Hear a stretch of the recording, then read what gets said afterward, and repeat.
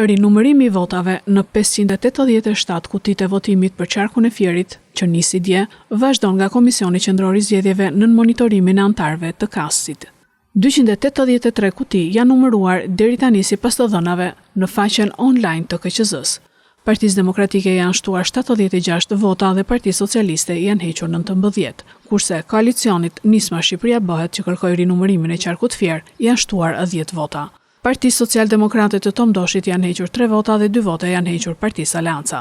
Për votën preferenciale, deri më tani nga Demokratët ka rezultuar se Silva Hasajt janë shtuar padrejtësisht 588 vota dhe Gentian Çelës gjithashtu janë shtuar 223 vota, më shumë se çfarë i takonin.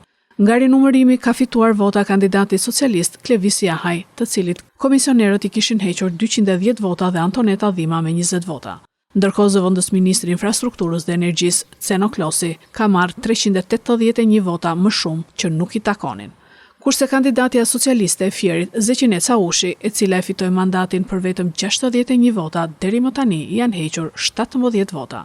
Kërkesa për rinumërimin e votave në qarkun e Fierit ishte e koalicionit Nisma Shqipëria Bëhet Adriatik Lapajt, i cili pretendon një mandat për t'ia marrë Partisë Socialiste, por për t'i arritur i duhen 517 vota, gjë që duket e vështirë duke parë rezultatet deri më tani nga kutitë e rinumëruara.